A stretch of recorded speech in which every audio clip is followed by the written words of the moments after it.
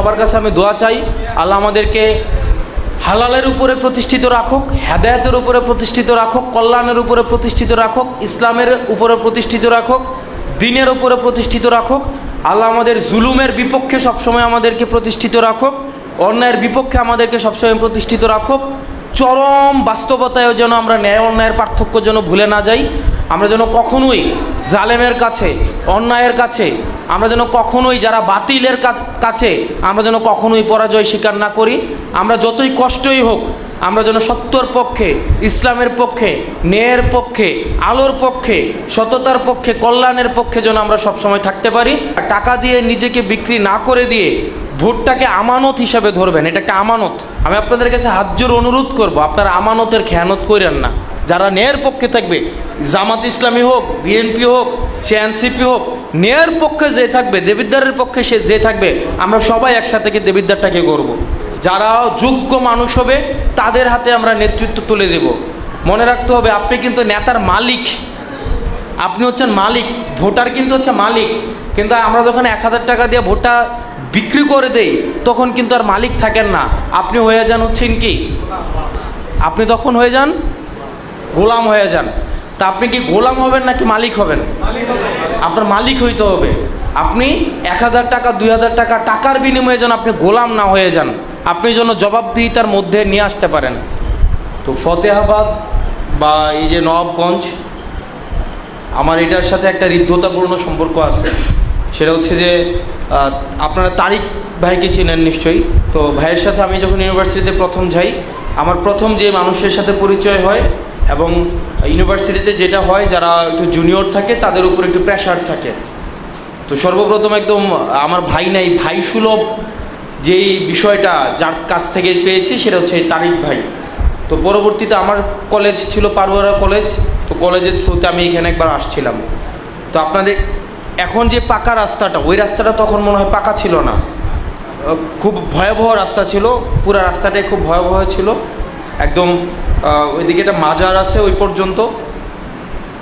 এটা হচ্ছে ঐতিহাসিকভাবে আমাদের নদীর এই পাড়টা আমরা যখন মানে শুনেছি, বড় হয়েছি, তখন শুনেছি যে নদীর এই পাশের 6টা ইউনিয়ন, এই 6টা ইউনিয়ন একটু বি গ্রেডের ইউনিয়ন, একটু ভাতৃক মানে থাকে না যে একটু, ওই নদীর ওই পারের ইউনিয়নগুলো হচ্ছে এক ধরনের, আর এই পাশের ইউনিয়নগুলো হচ্ছে এক ধরনের। এই পাশের ইউনিয়নগুলো একটু পিছিয়ে পড়া, অনুন্নত, রাস্তাঘাটগুলো অনেক খারাপ, শিক্ষা প্রতিষ্ঠানগুলো অনুন্নত, ঈদগাহ, মসজিদ, মাদ্রাসা, এই জায়গাগুলো তো হচ্ছে একটু প্রশাসনিক একটু দৃষ্টি কম পড়েছে সব সময়।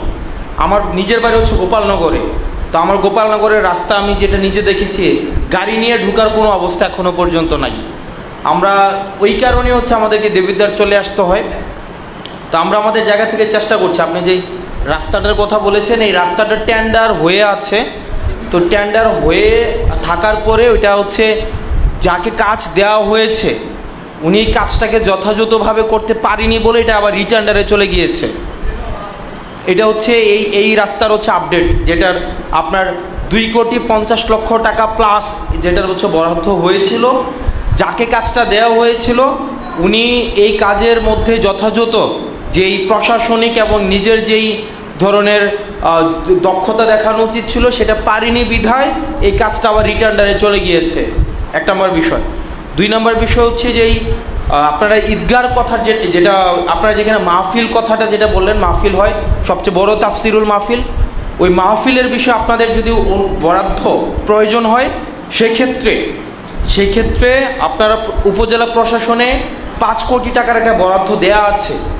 আপনারা ইউনো মহোদয়ের কাছে আপনাকে অ্যাপ্লিকেশন করবেন, সেখান থেকে আপনার প্রয়োজন অনুযায়ী, হয়তো পুরোটা দেওয়া সম্ভব না, প্রয়োজন অনুযায়ী সেখানে বরাদ্দ দেওয়া হবে।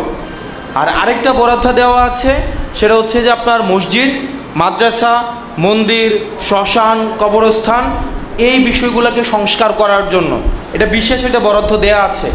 সেক্ষেত্রে আপনারা যথাযথভাবে আপনারা হচ্ছে ইউনোকে অ্যাড্রেস করে, ইউনোকে আপনারা সম্বোধন করে একটা চিঠি লিখলে সেখানেও আমরা প্রত্যাশা করে একটা বাজেট আমরা পেয়ে যাব।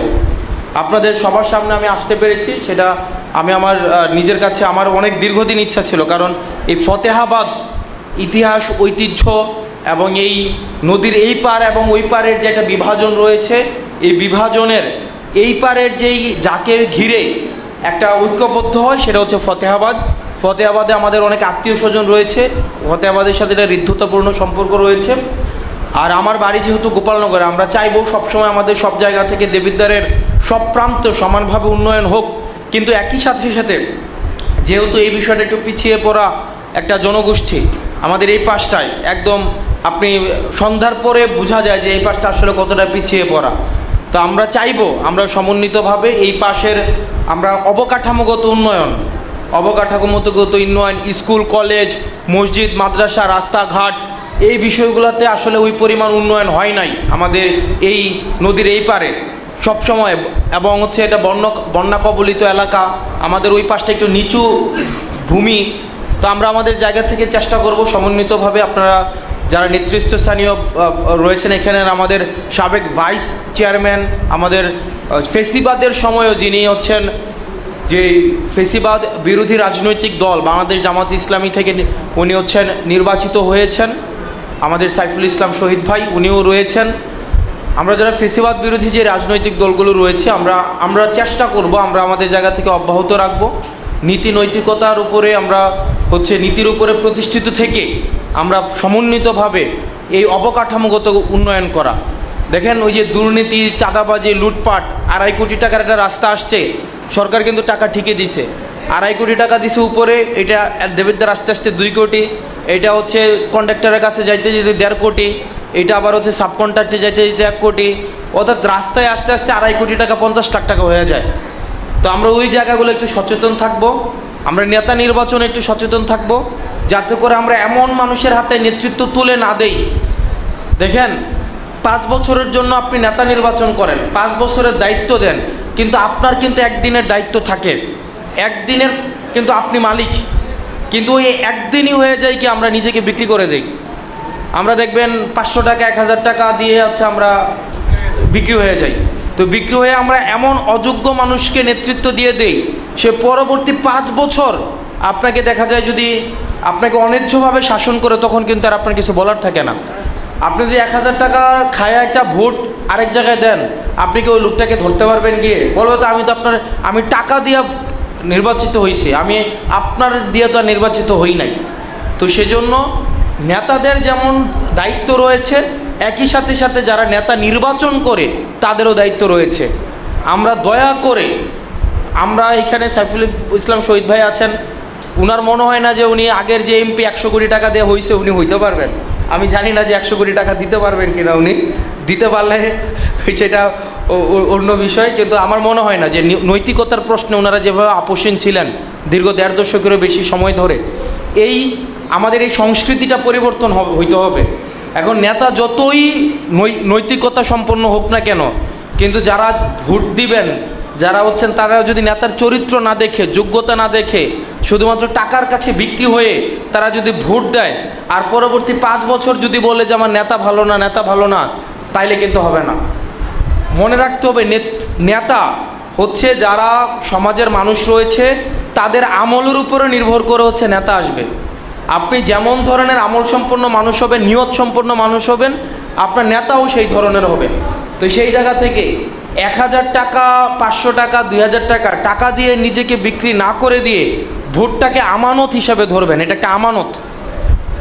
আপনি একদিন যদি খেয়ানত করেন, নেতা যদি 5 বছর আমানত খেয়ানত করে, আপনি কিচ্ছু বলতে পারবেন না।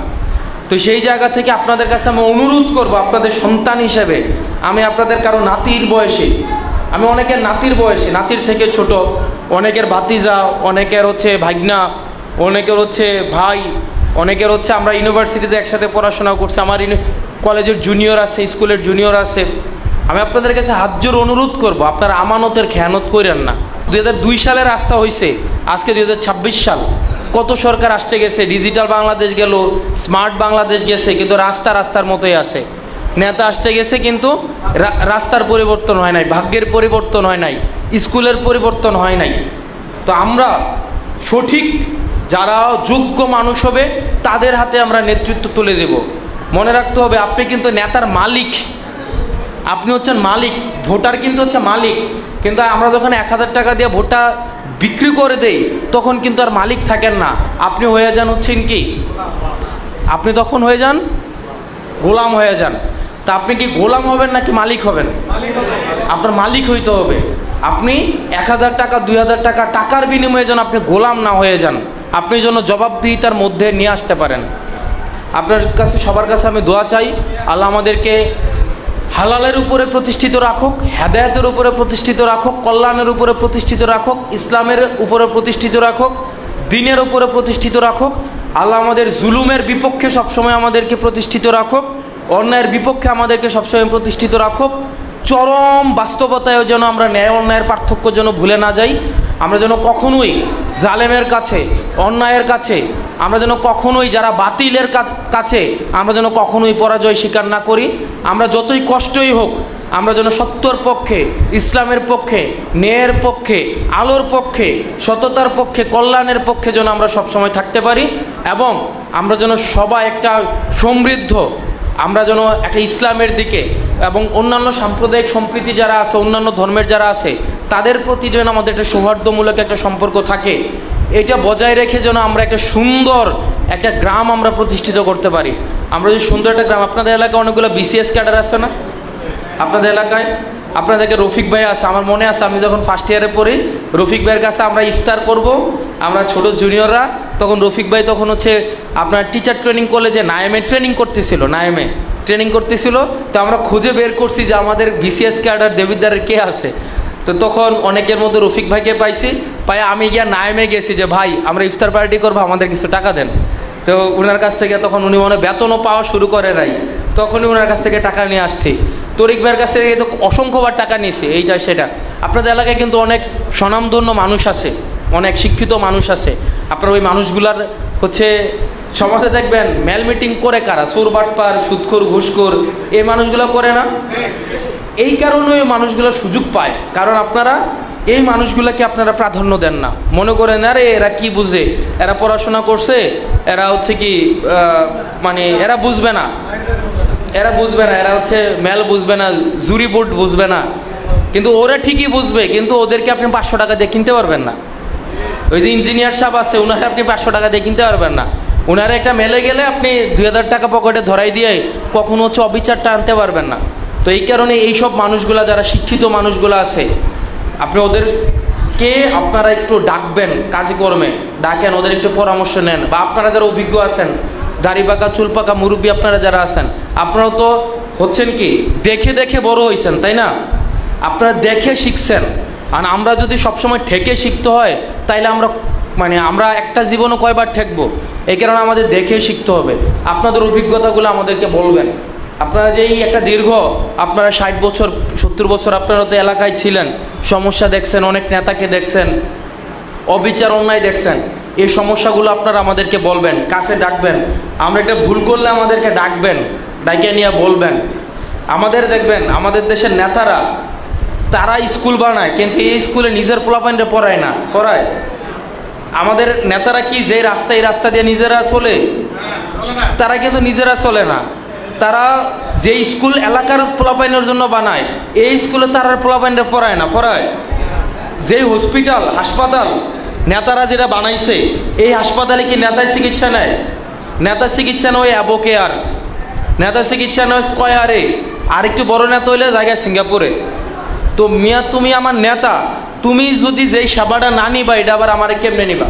এই যে আজকে ইফতার ধরেন, আজকে ইফতারে যারা আয়োজন করছে তারা আপনার এক ধরনের ইফতার দিল, আপনারা দিয়া করলে ঠিক আছে আপনারা ইফতার করেন, আমরা অন্য ইফতার খামো, তাহলে কি ওই ইফতারের প্রতি আপনার ভক্তি থাকবে?